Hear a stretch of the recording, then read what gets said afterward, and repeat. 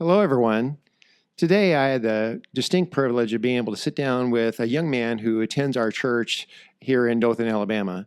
And the reason why Heath agreed to sit down and talk with me is because, well, we always have these kind of conversations at church, but he also agreed with me that more conversations like this are necessary.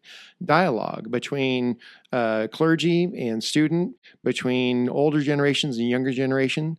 There's a lot of young people that are on our college campuses today that in many cases sometimes feel as though they're being encouraged to be curious, they're being encouraged to investigate, to question, to test boundaries, but then they look to older generations who aren't willing conversation partners. And so we really wanted to change that. We really wanted to challenge that paradigm and instead model what it looks like for a priest talks to a college student, older generation to younger generation, dialogue across these types of walks of life. And we had a great conversation. We had a fun time. We covered a lot of different topics that you'll find that we covered everything from theology, society, even some of the conspiracy theories that are thrown around nowadays. But I hope you'll enjoy our conversation and just consider it as possibly a model for how generations talk to each other. And this is how you pass on ideas about how people keep the faith going and build the kingdom of God actually over time. Anyway, join us on this journey.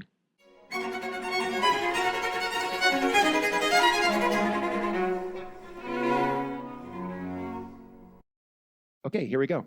Okay, so we're here. All right.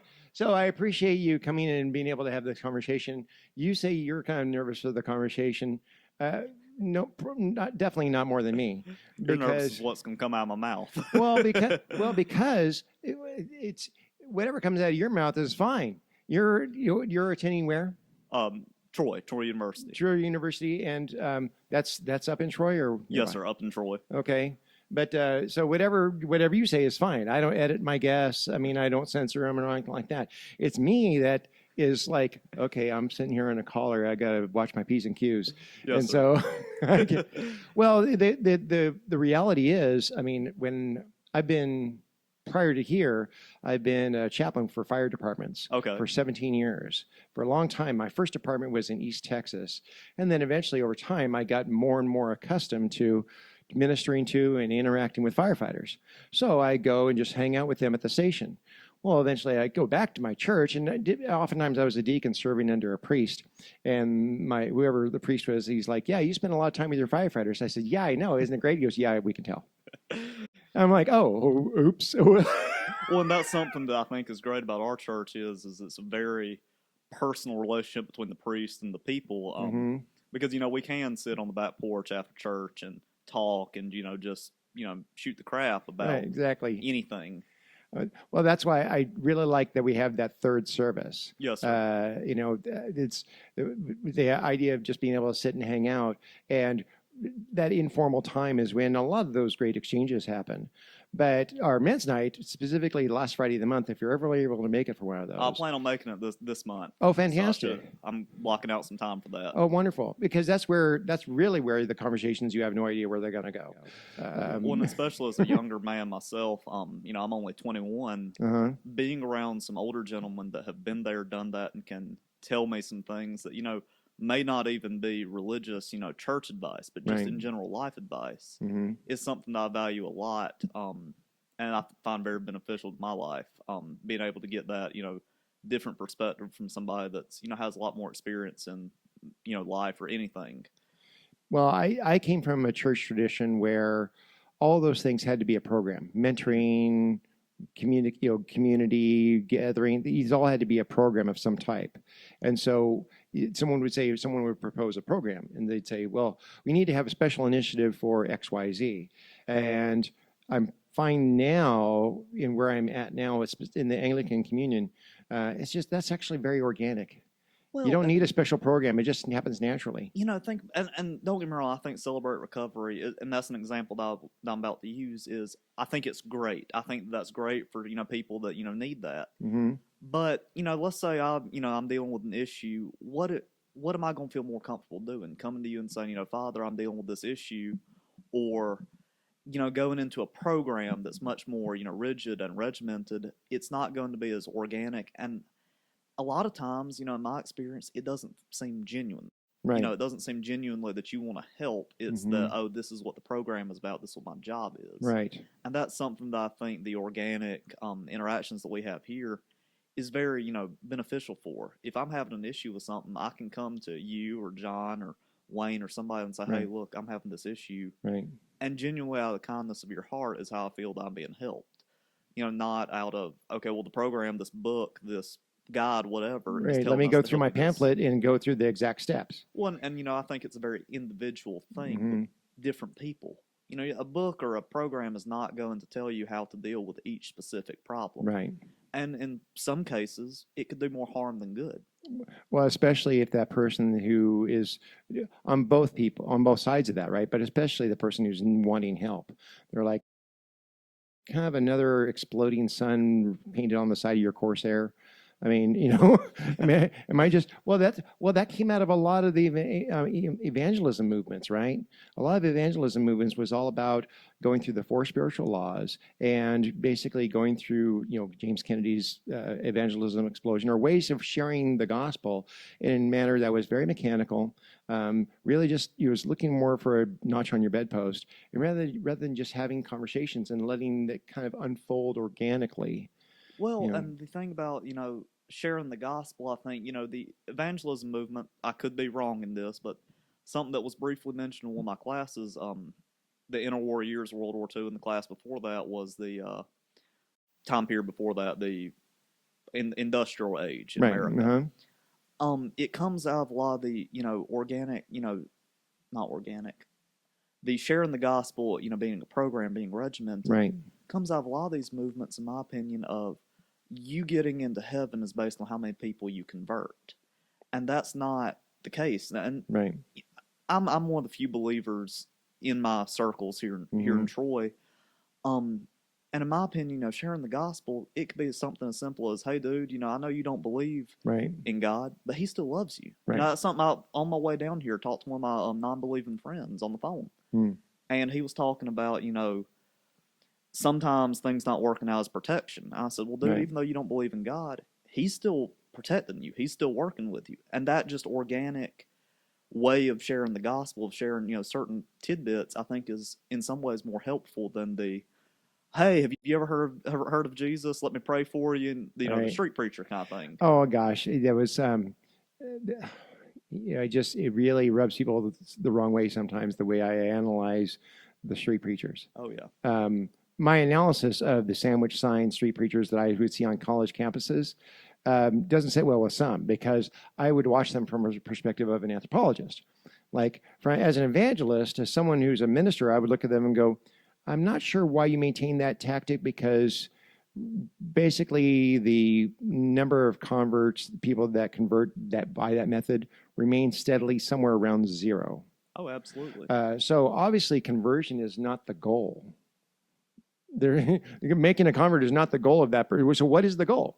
So what I started doing is I started thinking about, okay, how are you going to develop credibility in a bounded social network?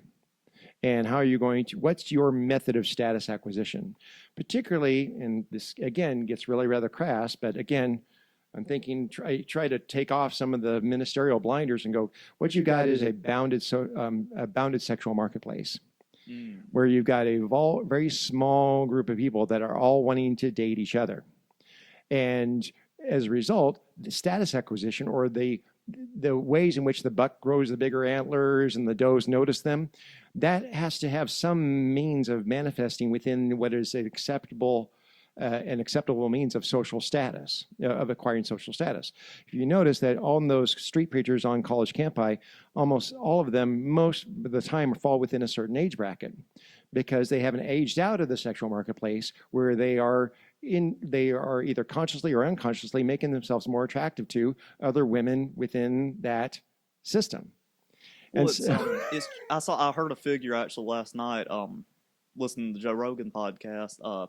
Now, can't verify this. I don't know, the validity of it, but something that was thrown out was only 20% of males are viable in these dating marketplace. Yeah. The other 80% don't have any kind of chance.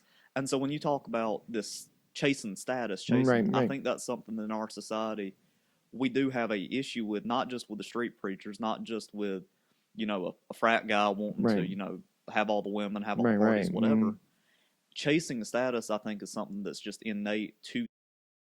Right, exactly. But sometimes we tend to fool ourselves in thinking that we're exempt because if we give it religious terms. Absolutely. If we give it spiritual enough terms, somehow it's exempt from the normal human foibles and flaws and hiccups that we all operate with. I mean, no, it's always the case. My wife and I were watching a television show that I really couldn't justify, but it was really an opportunity to turn your mind off. Big Brother. Okay. You're familiar with it? I've heard of it. And yes, I'm sir. watching this and I'm going, oh my gosh, the way in which these people just connive and scheme and, and are just, lying to one another, and who can build what alliance, and who's going to be in good with another person, and what's the way in which they can gain advantage in a manner that no one else saw coming. And I thought, so my first reaction was, oh my gosh, this is the dumbest thing I've seen in a long time. It's that quote from Billy Madison. Everyone here is now dumber for having heard it. Yes, sir. I award you no points, and may God have mercy on your soul. But then as I noticed it a little bit more, I started actually I turned my mind back on for a second and realized this is a cross-section of humanity right here. And you do observe this in a lot of different contexts. The church isn't immune to it. And certainly no group of people is immune to this. And so many of us may be uncomfortable with a show like that because it's brazenly putting out there on camera what the rest of us feel like we're too sophisticated to expose. Well, something that, even in my college classes, I've noticed, just in the years I've been there, anytime, and especially I notice with men specifically, okay, but women too, when you walk into a room and when you walk into an environment, a group of people, you do see this kind of pecking order, this hierarchy take place. And it's not something that anybody's consciously thinking about. Right. It's something that just kind of organically develops. Right. These reality shows, my cousin was here in Dothan for the summer, and she exposed me to some reality shows that probably a Christian shouldn't be watching, but it was like a train wreck, Right. It was terrible, but you didn't want to look away. Right. But it was all these, dating shows or, namely The Secret Lives of Mormon Wives. Oh, goodness. Please don't waste your time with it. But right. But you see the way that these people in these, controlled environments, it's, in a way, survival of the fittest. I mean, they eat each other apart. And I think that, you with an anthropology background, when you see things like that, you see how humans just are ravenous in really a tribal sense. My background is kind of weird because I have both my masters are in theology and in anthropology. Yes, sir. And so, what's interestingly enough, anthropology is actually a Christian Okay. So anthropology as a doctrine is the church's pursuit of understanding about the nature of man as described within the Bible and through observational understanding as well. But what does the scriptures have to say about the nature of mankind?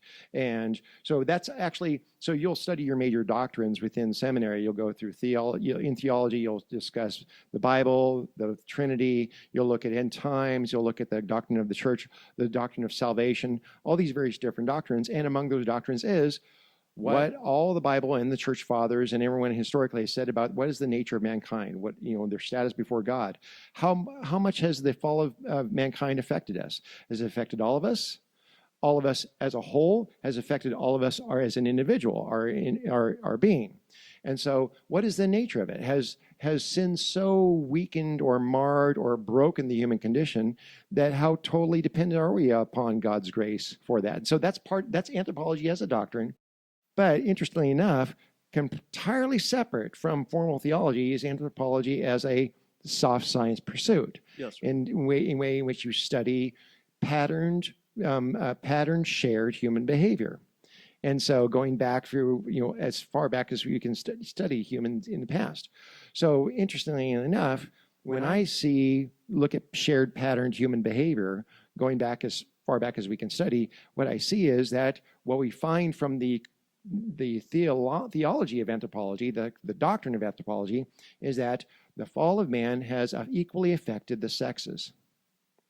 Neither male nor female is less affected by the fall of mankind. In that, both of us have the same capacity for sin. We have the same capacity. Now, all that depravity will manifest in ways that can be sex specific. Absolutely. You have all sins are equally sinful, but not all sins are equally probable. So you may have anger as a vice, rage, wrath as the deadly sins that will manifest more probably. They have a higher probability of manifesting in physical violence for men and a higher probability of manifesting in social destruction for women. Yes, sir. But it's the same sin that is equally distributed across the sexes. And so you study behaviors and you're like, oh my goodness, no matter what culture, anywhere you go, this theology always remains true. That's something interesting. Back to one of our early conversations when I first started coming here, how anthropology, we were talking about, why is heaven up and hell's seen as down? Right. Anthropology justifies Christianity in a way. The more and more you've talked to me about it and all that, you see how humans are built for a relationship with God. And when you talk about sin, I personally believe, sin corrupts everything. Sin is not just, I do something to you and that makes God mad at me, right?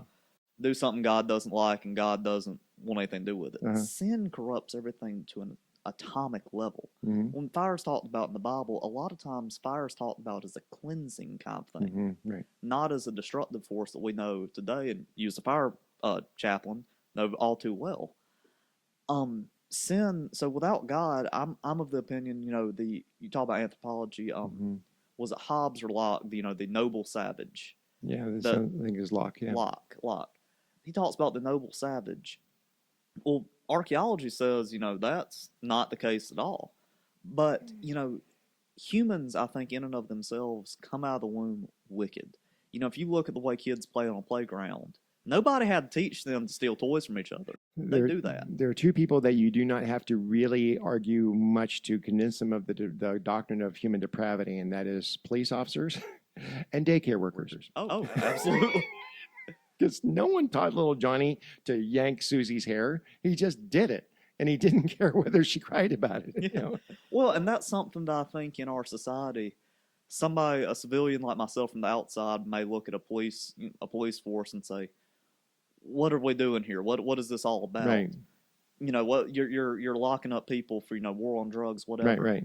But then you talk to some of these police officers. I've had the opportunity and the privilege to know a officer with the Mobile SWAT department, a close family friend. Oh wow! And you hear the total just craziness, the depravity that people have the capability from. Right.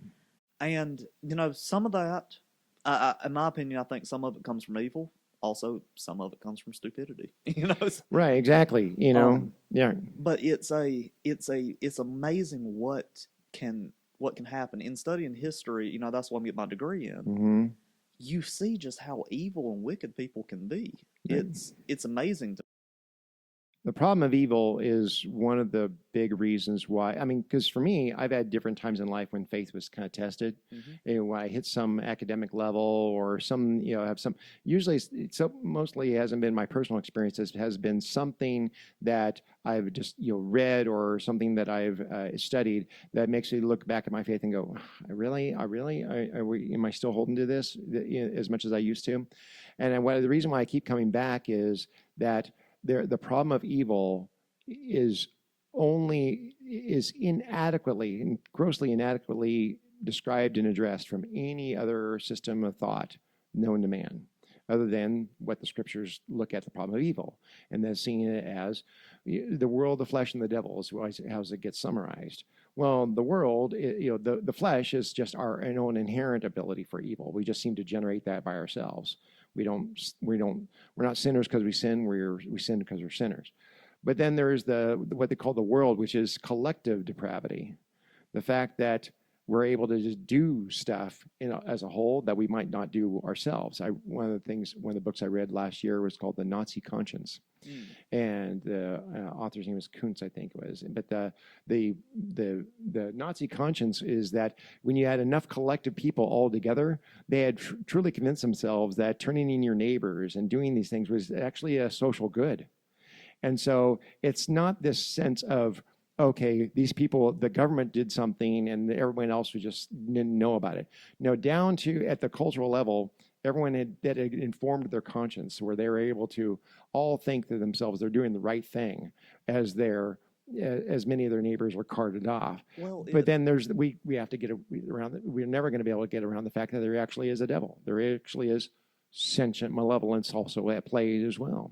And when it gets to the idea of social evil is what you're talking about, these people, if you have nobody out there saying, oh, this is bad, this is good, if you lose the Bible entirely and you say, what I'm doing is turning my neighbors, turning X, Y, Z, you can justify to yourself, because if nobody's standing up and saying this is wrong, this is what we shouldn't be doing, and everybody around you believes, quote unquote, believes that that's what they're doing is right, there's nothing stopping you from really stopping and saying, is this right or wrong?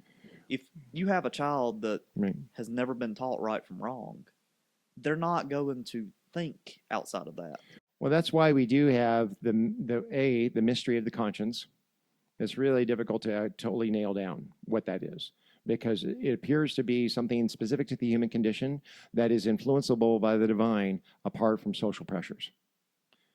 It is also very much influenceable by the social pressures. That's why conscience is a muscle that can atrophy, right? People can lose their conscience, but somehow the conscience is something that we haven't been able to quite nail down, because it is subject to use or misuse or atrophy if you don't listen to your conscience.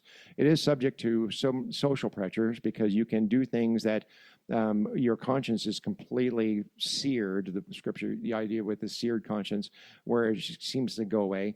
But it also, mysteriously, mystically, inexplicably, is somehow subject to divine influence, where a person spontaneously can be touched by the Holy Spirit to go, this doesn't feel right to me. And now throw into that mix that even further how we can't explain why it is that we sometimes find cultures that we would declare completely pagan that seemingly have a well-developed sense of morality. Well, such as the Greeks. Aztecs. Well, I'm not too familiar with the Aztecs. You're much more familiar with them. Right. But these are the same people that did human sacrifices, if I'm not wrong. How does... Please expand on that. Well, no. They actually had a well-developed sense of morality. They had concerns about public drunkenness. They had laws about infidelity. They had understandings of covenantal relationships that shouldn't be violated. They understood some ideas of property: do not steal your neighbor's things. A lot of what we see in the Ten Commandments also would be echoed in that society. It's just that for them, they just happen to have a worldview whereby you guys have to constantly be sacrificing people, ripping their hearts out up to the sun to keep it going, because it could stop. I mean, if you stop sacrificing people, that was part of a maladaptive social trait for them, because by constantly having to sacrifice people in order to keep the sun going, they had to have constant war captives. And by constantly having to have war captives, they had to stay constantly at war with their neighbors, which means that everyone around you hates you, which means that when Hernan Cortez shows up, he's able to conquer you, even though you outnumber him about 1,000 to 1, but all of your neighbors are going to side with him, not you. But nevertheless, you would say, well, how can that be the thing with their human sacrifice? Well, remember, human sacrifice is pretty ubiquitous across cultures and time too. Absolutely. So it's not really that much of an outlier that humans who have human sacrifice also have a kind of a sense of morality that they develop over time, seemingly a conscience, but this is also why the Apostle Paul addresses it in Romans. From my understanding, I don't know exactly what the official Anglican doctrine is, but I think that it's something that, Genesis, when God talks about breathing life into Adam, a lot of people, a lot of theologians have taken that as less literal as God created, he did create us, don't get me wrong. But, the breathing life into Adam, Adam, as the Hebrew translation is more talking about consciousness. Having a sense of consciousness. Before this, we were brutish, you could even say less evolved. Right. How would you say that the Aztecs or the Norse pagans or whoever did this human sacrifice, they have this sense of morality, but how would you say that did it not go all the way? Did they not? They had no knowledge of Jesus Christ until the Spanish got there. Norse had no knowledge of Jesus Christ until they encountered that in England. But was some part of consciousness left out? Some part of morality left out, or was it justification? How would you say that happened? Well, so what we learn about their sacrifices is pretty brutal, right? And it's pretty nasty, and we see this from archaeological finds from codices. There are some in Mexico today will say, "Well, that's all Spanish propaganda." No, come on. The archaeology, all the accoutrements, all the architecture, all their codices that were written about that time and is painted on their walls is that these are the sacrifices. These are the manner in which they were flaying people, cutting out their hearts. Sometimes ritual cannibalism.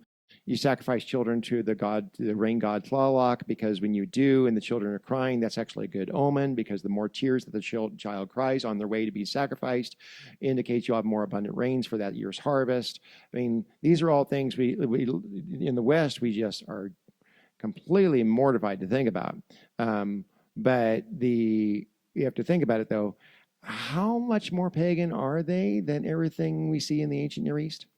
Oh, absolutely not. Not at all. Worse. And in terms of forms of torturous death, which is, if we describe crucifixion to them, they're going to go, "You people are gross." And so the point is that, and people oftentimes say, "Well, we're not like them. We don't believe in human sacrifice." Well, of course we do. Just one of them. And you're talking about Jesus Christ. Exactly. Yeah. Exactly. So we would say that Christ is a human sacrifice, is so potent that no more are needed. So, and I think that will be good for the conversation in laying that out and saying, we're not like these people. Right. No, we really are. And it opens up the dialogue in saying that, nothing about my culture makes me inherently better. Right. Now, what I will say is that this argument, I'd like to hear your opinion on the argument that there is no morality outside of Christ. Because without God, I can only speak for myself here, but without God, there's nothing stopping me from being a terrible human being, aside from laws. But how would what would be your response to saying that there's no morality outside of God? So you're raising a really good question. This is something that ethicists have dealt with in terms of kind of two major schools of thought. There may be nuances between them, but two major schools of thought are going to be natural law or presuppositionalism. Okay. Presuppositionalism is you presuppose morality must be sourced in the divine, must be sourced in revelation from God. That's where morality is going to get to that. And then because naturally a person who doesn't have God as their ultimate arbiter, and because you think about morality as being a law of God, well, if you don't think there's a God, who's spoken any law? If you don't think there's a God, who's spoken any law? So the person logically who's an atheist can't answer why something is right or wrong beyond some sort of social contract idea. And the presuppositionalist will use as their argumentation the ways in which an atheist logically could argue their way out of any moral position. You have from the atheist perspective, you don't have any real firm logical reason not to commit certain sins other than fear of consequence, right? So the presuppositionalist takes that position, but then the person who goes the natural law discipline says, yeah, but then you have a difficult time explaining the phenomena of so many different moral systems throughout the world for which Christ is not, has the gospel hasn't gone there, and they're not overtly ascribing it to that Christian heritage. And so why do you have certain moral codes within just about every society throughout the world that has this idea from, and even Paul suggests this early on in Romans, that there are moral people who themselves condemn themselves because they have a law in their hearts that they haven't even lived up to. So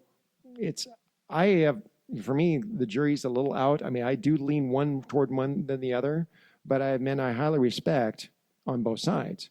I tend to lean more toward the presuppositionalist side because I look at our own society and think, well, collectively, once we stopped attributing our morality to God says so, we were very creative and very elaborate in our schemes of getting out from underneath those moral codes. Once we got away from God says so. And so I tend to be more on the presuppositionalist side. But there are also people who argue natural law that, quite frankly, they could argue circles around me. I would, one author has written a book called What We Can't Not Know. The author is Jay Budiszewski. And he's very much, I think he's a professor of philosophy at University of Texas in Austin.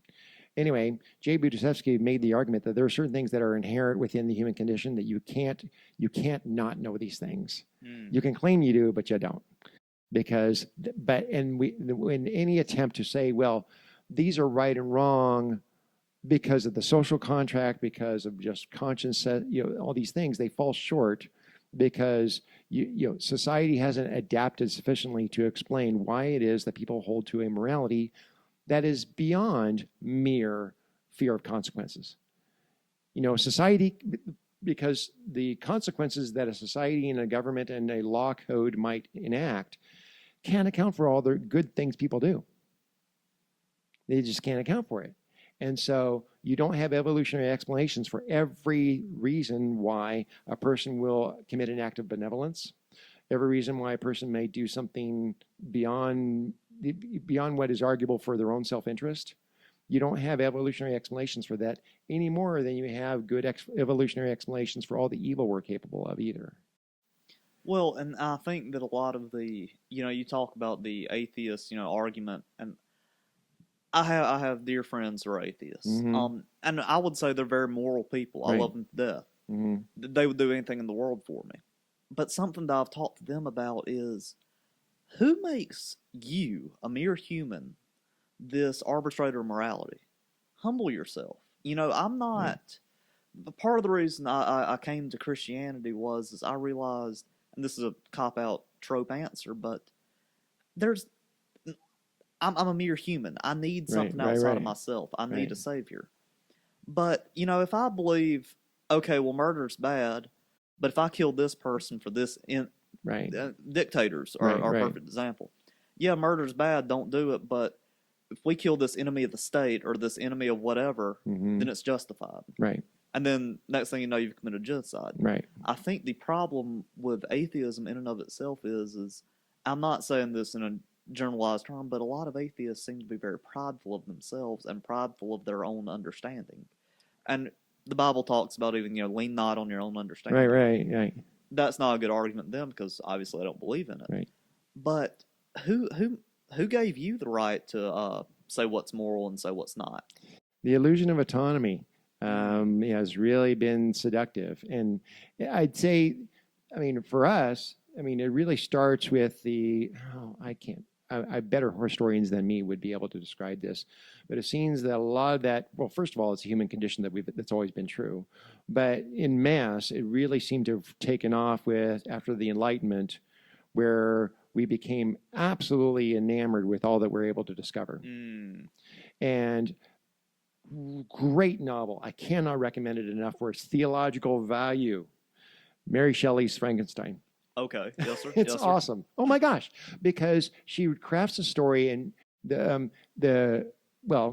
summarize the plot point, you can summarize it well with Jeff Goldblum's quote from Jurassic Park. your scientists were so enamored with whether or not they could, they never stopped to wonder if whether or not they should. Absolutely. And Victor Frankenstein absolutely is enamored with this post-enlightenment ability to discover, and he's on he's on the cusp of discovery, and he's just going to push through, and he's going to go beyond what is considered natural and what was in life. He tries to become a god. Exactly right. Well, at a certain point, it's awesome because at a certain point, he has this conversation with the creature, and the creature is looking him square in the eye and say, did it never occur to you that the thing created would turn to its creator and say, for what purpose did you make me? Did you give no thought to where your actions would go? You sought the actions of God without ever considering the responsibilities of God. That's something right there. Right. Well, I think that story with the whole advent of AI right now. Right. I think we need to restudy that. Oh gosh, certain things should be required viewing to Elon Musk and everybody else. Absolutely. Well, no, and because when you talk about evil, and that seems like it's beyond what would be evolutionary explainable.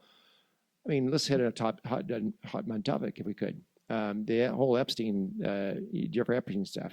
What Epstein stuff? What list? I know, right? I have no idea what you're talking about. They pay no attention to the man behind the curtain.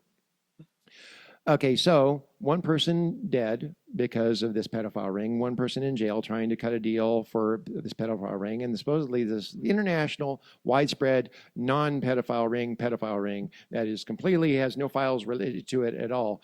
And yet what we have is no arrests, no arrested pedophiles, just people that organized this ring for a lot of clients and a lot of people that were trafficked, but we have no arrests for people who were whoever were clients of the ones that were trafficked. It's like, this is a very interesting thing to me, how it is that it kind of adds to the way in which our trust in institutions is eroding in many ways.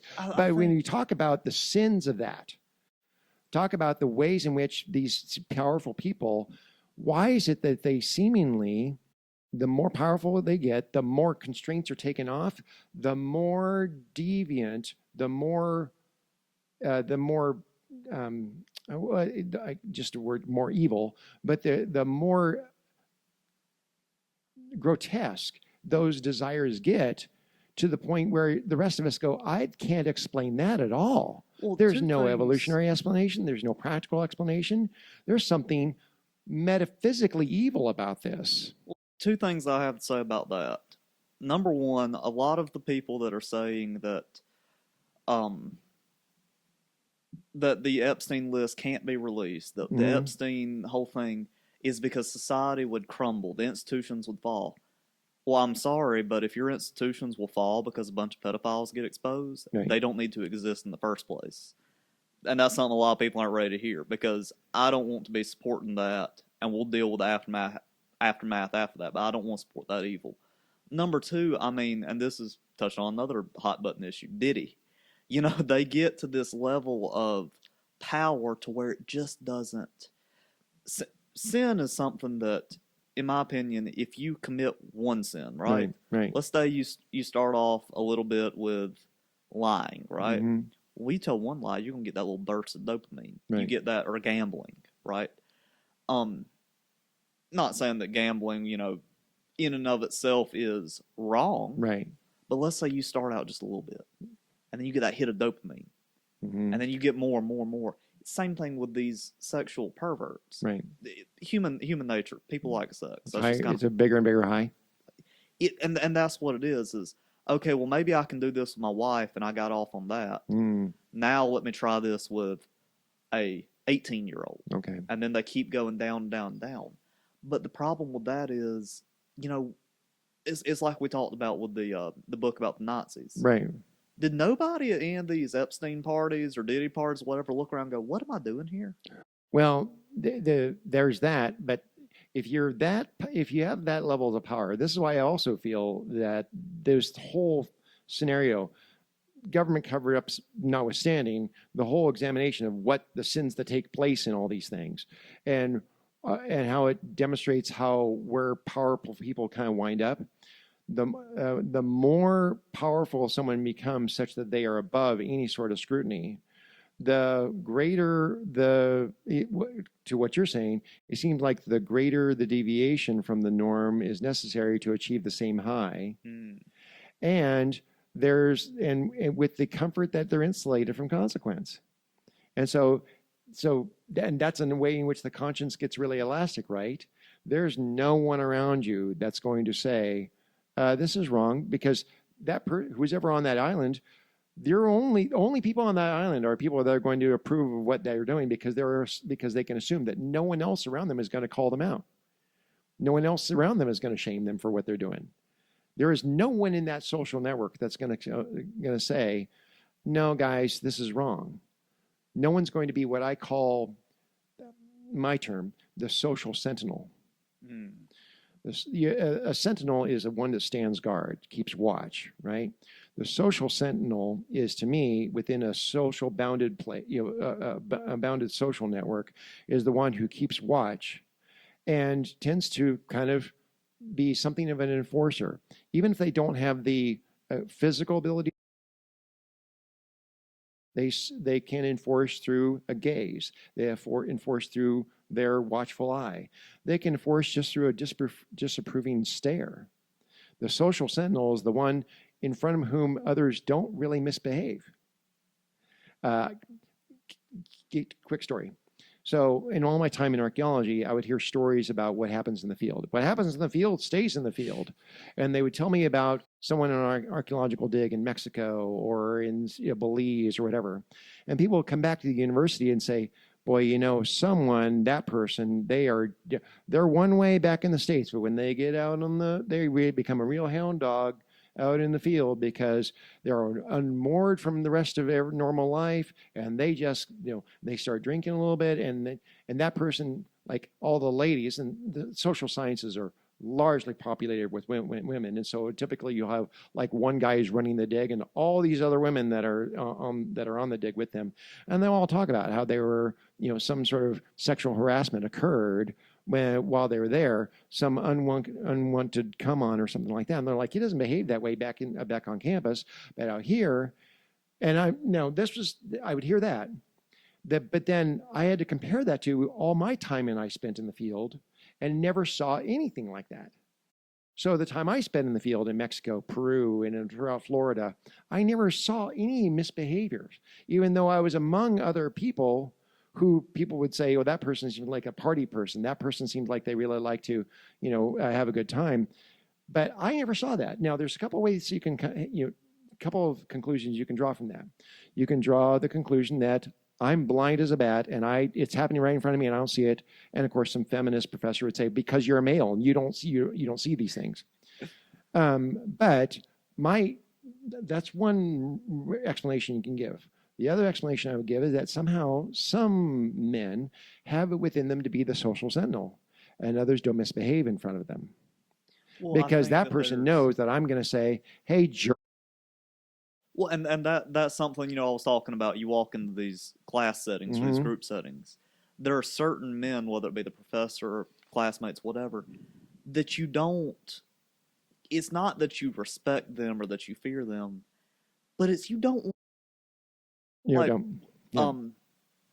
lot of the men that go to church here, I would say that 99% of them here, if they see you doing something unsavory, now they may not react with overt violence. Now some of them will. Right. We're not mentioning any names here. Right. But there is going to be a reaction from 99% of the men here going, dude, what are you thinking? Right. What's going on here? And I think that with the whole sexual deviancy thing, it comes to, these people are all, in our society, there are people, and you see this, I'm a young guy, I've seen this growing up, and from my conclusion that I've built is, these people, they start out in middle school even, right. 12, 13, 14 years old, and they seek this power, they seek this justification. Right. And they go, they're in this honor society in high school and SGA and all that. They get to college. They join this society, this club, this SGA, this fraternity, whatever. And they seek this level of power. And in a way, they lose themselves because all they've been taught, all they've thought about is, let me seek this not justification is not the word for it, but this Right. reward, this Right. this thing that you want. And I think that in a way they lose themselves in the sense that these people have always existed. Right. These people that were doing the, Right. P. Diddy sex bars or Epstein Island or all that, and for the record, all allegedly. I want everyone to know that I didn't kill myself either. Yeah, I'm right, not. Right. Yeah, Right, exactly. Right. We're all good. I'm young and healthy. I didn't have a heart attack. But they always were that way. Right. I genuinely do think that these people, because I see it with my own two eyes. This is why beware any Marxist that tells you that in a campus or anywhere, beware any Marxist who tells you that their analysis is that everyone is motivated by power, because that's not their analysis. That's their confession. Yes. Well, and that's what they are motivated by. Maybe not everyone, but there is a fraction of the population, maybe larger, maybe smaller, that is motivated by that sense of climbing the social ladder. You know, from an anthropological standpoint, it's a very human thing to want to do. The thing is do you sit back and when you get to be a certain age, I was guilty of this, growing up, obviously.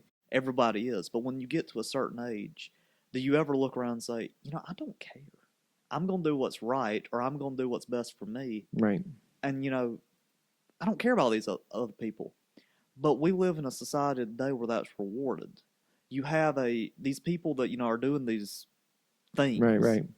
They've always been that way. I could almost guarantee you that the people at Troy University that are running for SGA or all that would turn a blind eye to this stuff if that meant them getting ahead in this rat race, as some call it. That's why it's very dangerous, because when in the book of Romans, the Apostle Paul says, he has this idea, be subject to governing authorities, because they are God's instrument for the rewarding of good and punishing of evil. Mm-hmm. That's originally why many American colonists in the late 18th century, ethically struggled with the revolution. Yes. Because which governing authority should I be subject to? The existing one or the emerging one? And then, for some, the argument became, if the governments are instituted by God for the rewarding of good and punishing of evil, and we're observing a government that is rewarding evil and punishing good, well, then their view is it's not instituted by God. And so that's where it's like you get the idea of if you're in a government system, if you're looking at a government system that is rewarding evil and punishing good, it's losing its legitimacy. Well, and that goes into the colonists, the early American Revolution. If we look at what the government is doing, if we look at what they're doing for us, are they rewarding good and punishing evil? Some would say yes, some would say no. I lean more on the no side. Paul talks about be subject to your governing authorities. Right. Until they ask you to sin.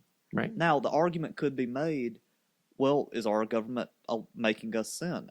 And the argument could be made, no, they're not. They're not coming to tell you can't worship, you can't do this.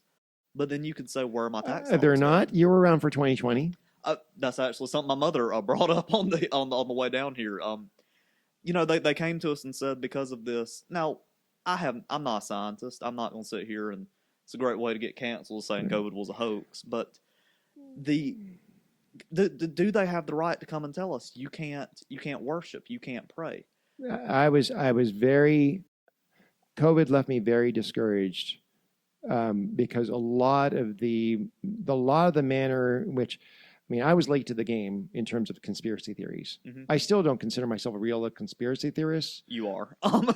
But this is the way I put it. This is paraphrasing a meme I saw.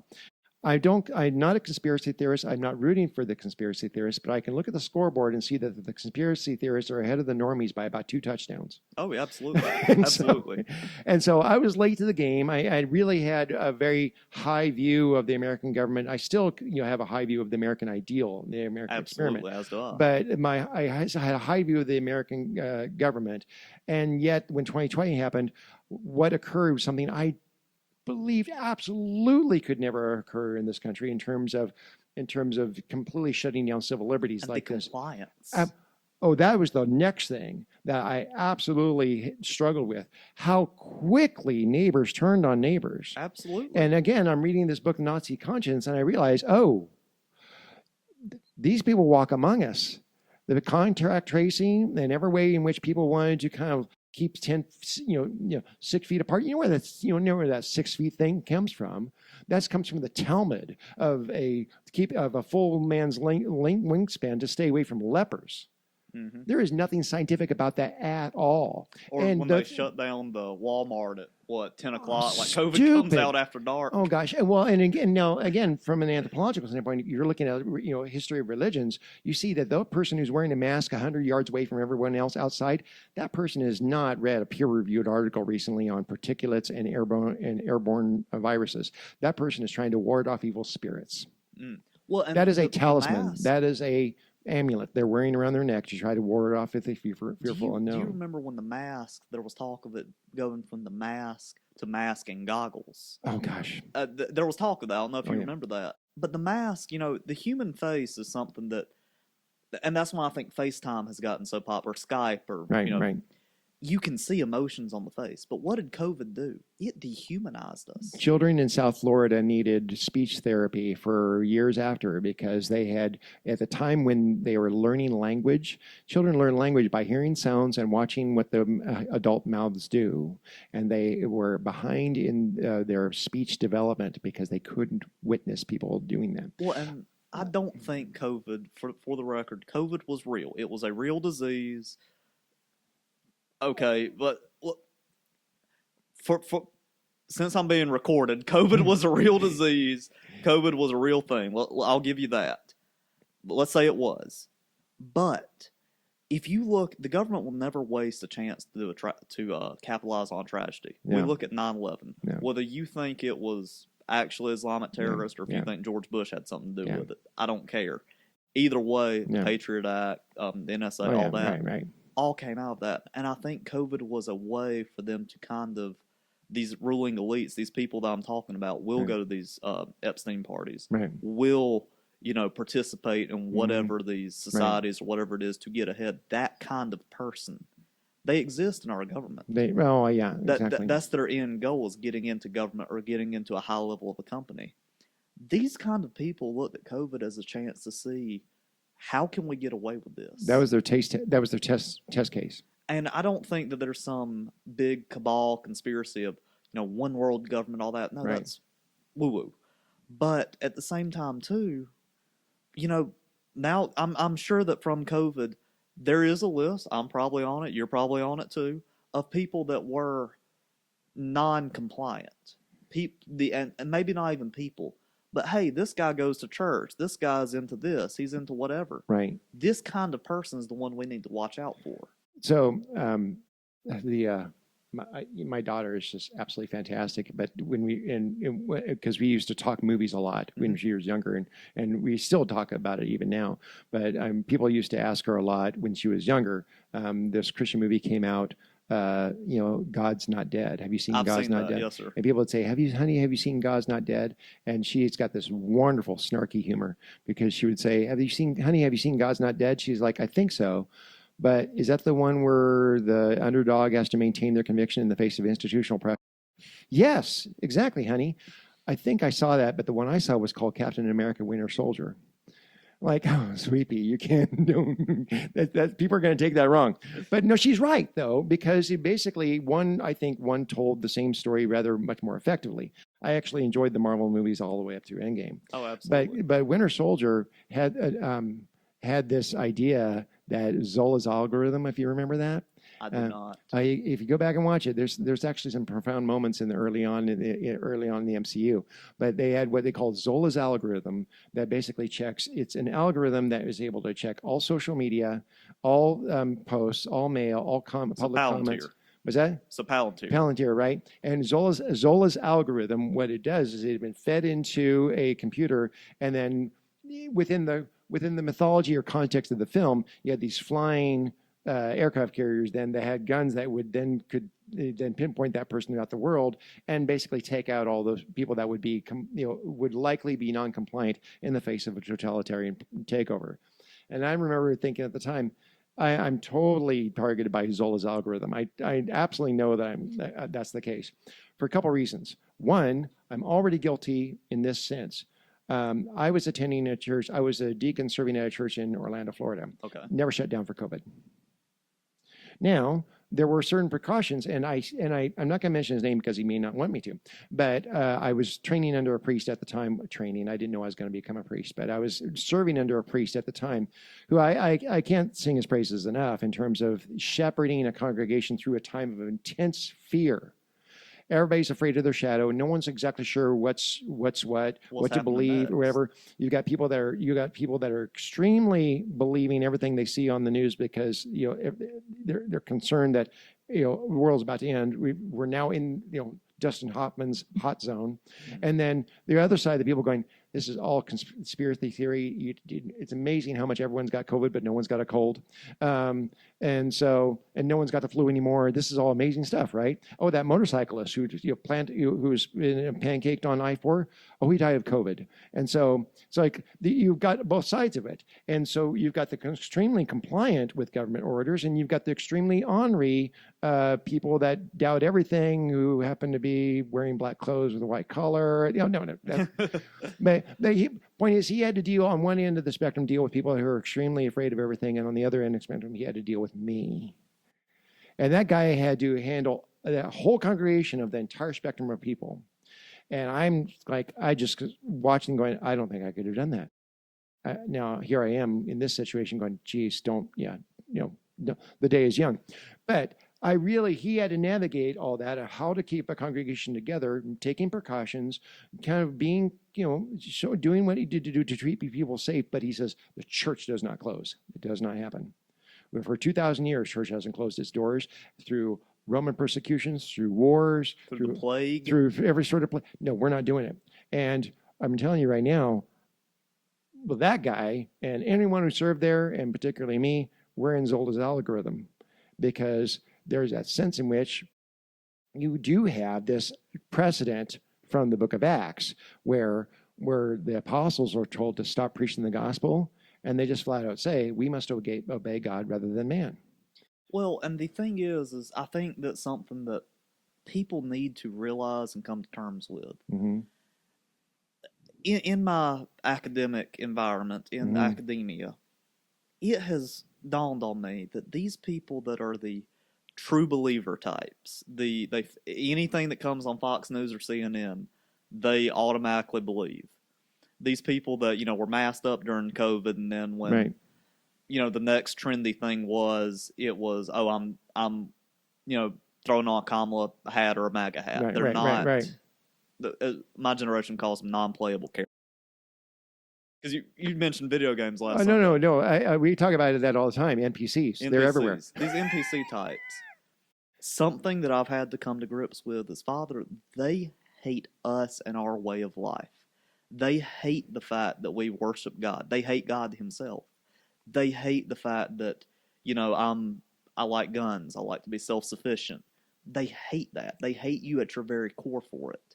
And it's something that, I can't grasp. I can't fathom why. I'm not bothering you. Leave me alone. But I think that their problem is they see people like you and myself as a threat to their way of life. We see them as a threat to our way of life. They see us as a threat to their way of life.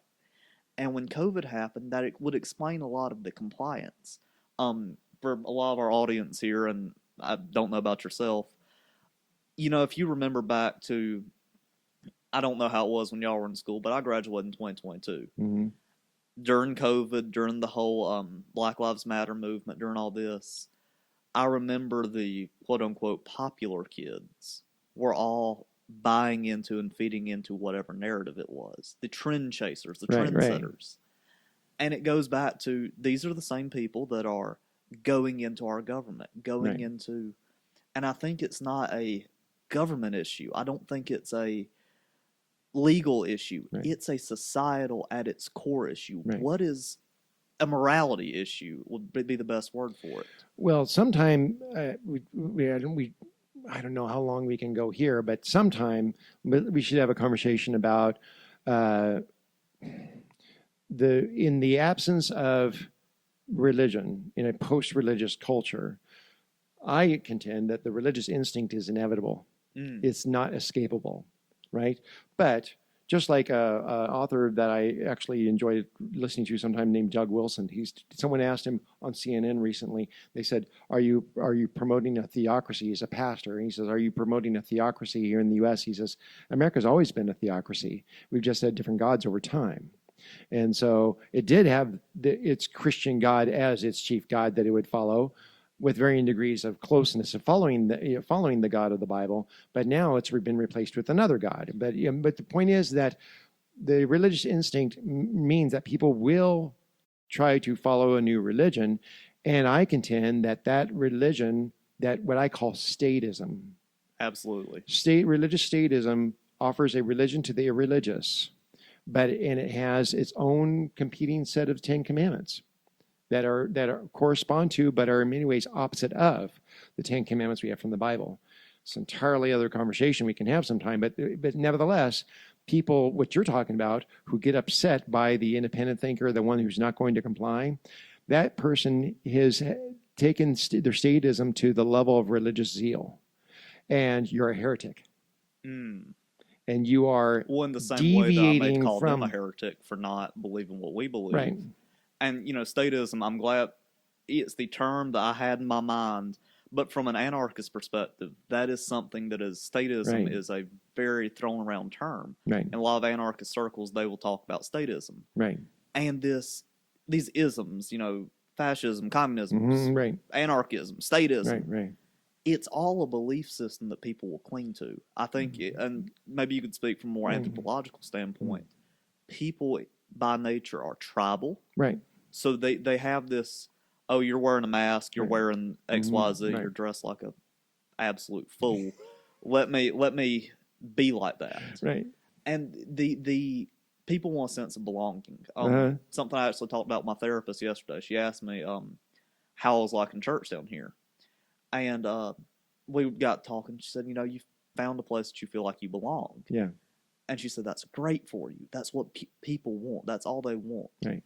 So when they get in this cult mentality of, okay, if I do X, Y, Z, then I'll be accepted. Right. And I think that's where a lot of these, back to these trendsetter types that end up going into government or whatever, they want to belong to something. Yeah.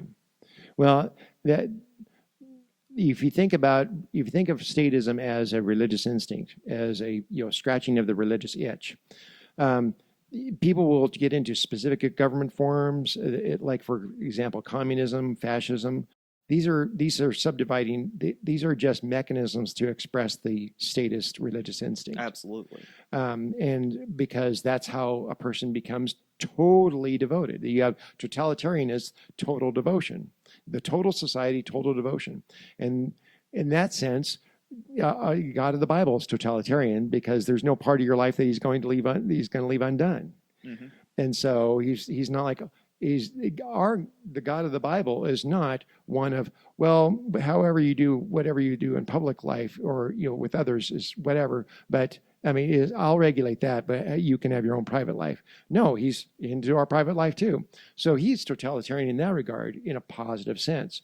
But these other forms of government like fascism, fascism, communism, Nazi Germany, Soviet Russia, these are just ways in which the human religious instinct finds a means of expressing itself religiously when it's the normative means of the God of the Bible, the normative means of expressing that to the divine is taken away. So it winds up becoming I contend that has its antecedents in the Tower of Babel.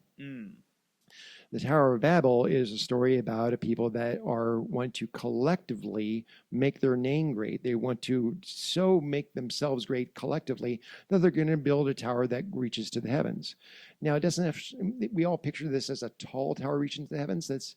The heavens are represented in, like, say, a ziggurat in ancient Sumer, yes, where there's multiple stages, and the bottom stage is going to be same, like, it would have like 4 levels, right? The bottom level would be seen as like the underworld. The next stage would be like the terrestrial world. The kind of where Dante's Paradiso. Exactly right. And the top level would be seen as like, that's where the heavens are. That's where we meet God at the heavens.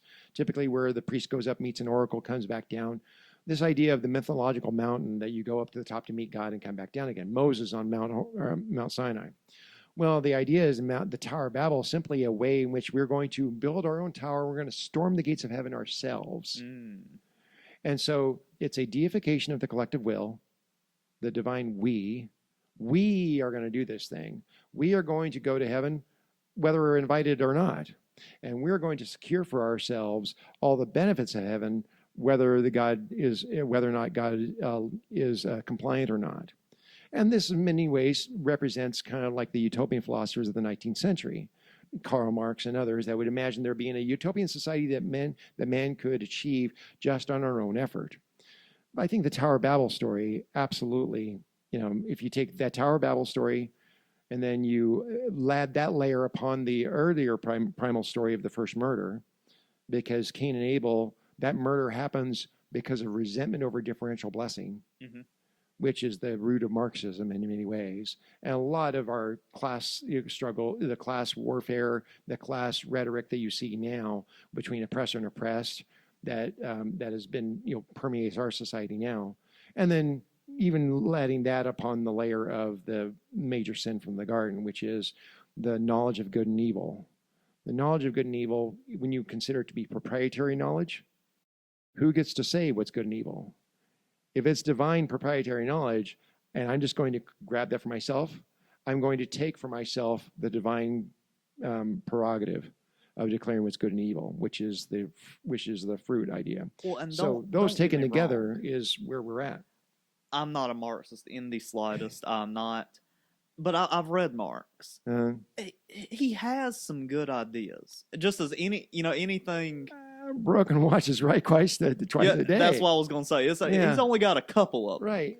But I think what needs to happen is we need to have an honest dialogue between all of these systems, between all these philosophers, and say, okay, well, he was wrong about 99% of what he said, but what was the one good thing he said? And this idea that I think what I'm getting from our conversation here to the audience. It's a lot more. Don't worry about them. We're just what I'm saying is to you, to the audience, to whoever. Life is a lot more simple when you look at it like this. Worship God, not man. And if you will get in church, a good church, not one of these crazy ones, but if you will get in a good church and take away all the political or status affiliations you have and let God guide that yourself, you're going to be much happier, much more secure, and much more prosperous as an individual and as a group of people. I think where the Enlightenment and these philosophers, I think where they went wrong is we had a good system. We had a Bible. We had a belief system. It didn't need to change. No. Now, were there probably some things that we could have looked at and done more theological talkings on and thought more into? Absolutely. Should we be burning witches? No. But at the same time, too, what was the Bible's work for us for the past 2,000 years? And is it a coincidence that when societies start getting away from that, that's when they crumble? Well, and again, I don't want to get too much into a whole other topic, but I mean, for me, it's always interesting the amount of people that would claim that they would historically in our society would claim that they are influenced by the Bible or they have a Christian background, but it doesn't influence their interaction with. It hasn't had much of an influence on their interaction with government and what they require of their government either. And so And so I think that when people actually are diving into the scriptures and they're actually looking into the Bible, and one, they're going to want robust worship that connects them to each other and to the ancient church as well. And it's going to have a profound effect on how much of a better world around them they want to make. Well, it goes into kingdom theology. Exactly. What the church is an outpost of the kingdom of heaven on earth, Christians, soldiers, priests, or generals, that whole idea. I do think that I'm trying to find a way to word this articulately, however you say that word. Right. I think that as Christians, we have a duty to, we were talking about this Sunday, the first thing in my list of priorities is the church. Then, I can get into my community, my country, whatever. Right. But if you start putting the church first, things tend to work out a little bit better. The idea that, we can fix everything, the utopian philosophies you were talking about, no such thing as utopia. It's called heaven. Well, what your prioritization of the church, the community of faith, is the only positive tribalism. Absolutely. Because that's how God gathers people together, is by faith. So. Well, it's a common belief system. Right, exactly. And then by having that, then everything else can fall into place because you start from that common worldview, the common view of reality, and everything else is smaller details than that. Yes, sir. So, we've been going for an hour and 10 minutes, so really appreciate you talking to me all this time. Yes, sir. We could go on for a lot longer, I think, because trust me, we could. Yeah, because I still would like to be able to chat even more in the future about hot and button topics on we only barely scratched the surface, but so what I'm hearing is I'm your excuse to get the hot button topics, so you can blame all the controversy on me. Well, in truth, you've heard of? Are you familiar with Charlie Kirk? Oh.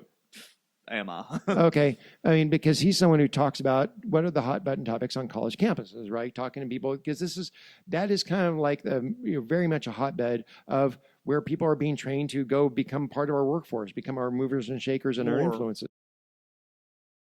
Two things about college campus, and to kind of close on. If me being a college student on the podcast, if you get any kind of good from that, two things you need to realize about college campus. It's not necessarily workforce training. And this is just in my specific field.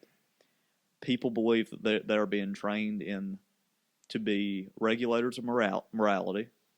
As they study history or these more personal, human-focused topics, it gives a lot of people a sense of superiority, that they have studied all the wrong, that they can say what's moral and what's not.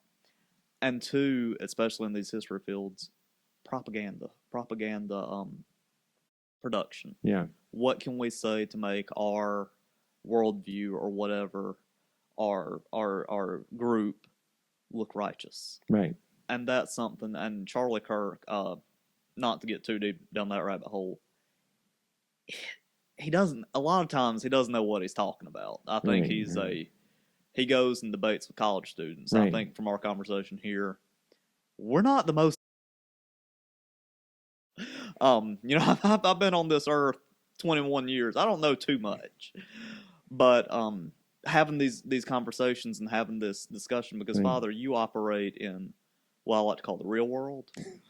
You deal with real life problems with real life people, and having somebody that comes into this from these academic settings, from a lot of abstract thoughts, I think is really beneficial to both of us to see what's going on both sides of the coin, I guess. Well, I do think that you need to the church has to maintain a robust dialogue with specifically that demographic of people that are in college. That's that age where everyone's wanting to test everything. They're wanting to see, put these two chemicals together. How does it explode in the lab? Does this idea that I've been taught, does it measure up against reality? How is it compared to other ideas I've known? That's supposed to be that curiosity and that zeal that's kind of in that college age era. Now, for a lot of college, they become indoctrination institutions. Absolutely. And they've broken trust with that responsibility of the learner, You're supposed to have a covenant with the learner that you help them grow and develop and make it so that they can handle all that they'll encounter, not just in their profession, but outside of life. And many have broken trust with the in that covenant with the learner. And I will say, that is what I just said was a generalized statement. Right. Shout out to Dr. Nowinska. I'm probably going to send her the podcast, let her listen to it. That woman is great professor Right. that's really great about curiosity Right. and encouraging dialogue. Right. There are a couple like her, Mm-hmm. but then there's a lot that are not that way. Mm. And if you question certain things, if you question certain topics, you're an outcast. And that's something that, you know, I have a lot of respect for these certain professors, such as Dr. Nowinska, that you can question anything. Now, you may be wrong, right? But as long as you question, you're fine. That's something that I think is great, you know, to have dialogue. There's no harm in talking. I don't think so, and I think we need more of it. Absolutely. So, we'll have to get another podcast. Thank you so much for talking to me. This is a lot of fun. I've enjoyed this. Like I said, we could go a lot longer, but this is an example of the type of conversations that we want to facilitate. I love the fact that these kind of conversations happen on our porch after church, but especially we want to have this more for. There needs to be more of this, I think, in church. Obviously, it's where Mass is celebrated. It's obviously where our liturgy, the beauty of our liturgy and our history and our symbols and all of our theology comes together. But this is also a major key aspect of a people that are living together in community, having the shared faith, and that's how you orient reality. Absolutely. Thank you very much. Yes, sir. Thank you for having me, Father. No problem.